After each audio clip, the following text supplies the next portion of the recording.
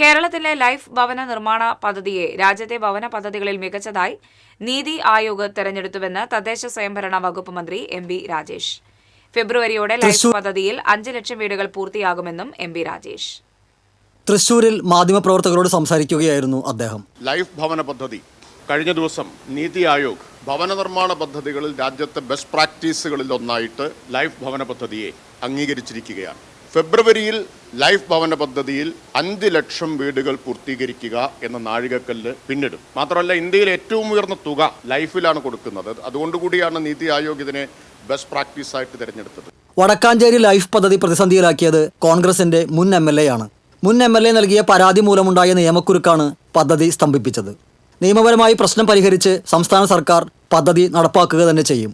Life mission പൂട്ടുമെന്ന UDF നയത്തിന്റെ ദുരന്ത സ്മാരകമാണ് Vadakkanchery life mission പദ്ധതി. വടക്കാഞ്ചേരിയിലെ മുൻ UDF MLA ആണല്ലോ ആ നിയമക്കുരുക്കിലേക്ക് അതിനെ വലിച്ചഴിച്ചത്. ആ ഒറ്റ കാരണം കൊണ്ടല്ലേ അത് പൂർത്തിയാവാത്തത്. സർക്കാർ തീരുമാനമെടുത്തു, പക്ഷെ അപ്പോഴും ഈ നിയമക്കുരുക്ക് പരിഹരിച്ച ശേഷം മാത്രമേ, ഒരു പരാതിയെ തുടർന്നുണ്ടായിട്ടുള്ള നിയമക്കുരുക്കാണ്, അതുമായിട്ട് മുന്നോട്ട് പോകാൻ പറ്റൂ. അതിനാവശ്യമായിട്ടുള്ള ഫണ്ട് അനുവദിക്കുന്നതിനും കണ്ടെത്തുന്നതിനും ഒന്നും പ്രശ്നമുള്ളതല്ല. അത് UDFന്റെ മുൻ MLA സൃഷ്ടിച്ച പ്രതിസന്ധി കൊണ്ട് മാത്രമാണ് വടക്കാഞ്ചേരിയിൽ ഇത് പൂർത്തിയാവാത്തത്. ലൈഫ് മിഷൻ പദ്ധതി പ്രകാരം ഇതുവരെ 6,547 വീടുകൾ നിർമ്മിക്കാൻ കരാർ നൽകിയതിൽ 4,07,676 വീടുകൾ നിർമ്മിച്ചു. 1,24,471 വീടുകൾ നിർമ്മാണം പുരോഗമിക്കുന്നു.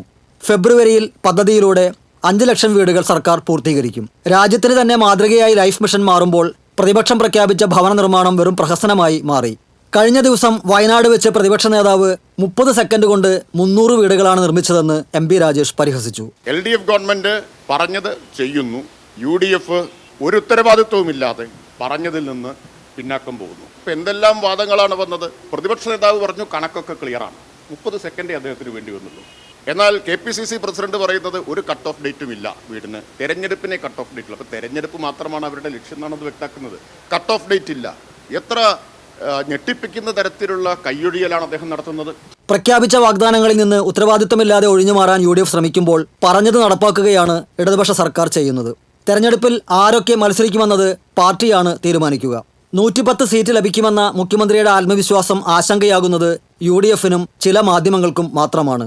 ഒരു വിഭാഗം മാധ്യമങ്ങൾ ഇടതുപക്ഷ സർക്കാരിന്റെ വികസന പ്രവർത്തനങ്ങളോട് പക്ഷപാതപരമായ നിലപാടാണ് സ്വീകരിക്കുന്നത്. ബീവറേജസ് കോർപ്പറേഷന്റെ പുതിയ ബ്രാൻഡിക്ക് പേര് നൽകാനുള്ള പരസ്യം നൽകിയത് സർക്കാർ അല്ലെന്നും മന്ത്രി വ്യക്തമാക്കി. TCV തൃശൂർ.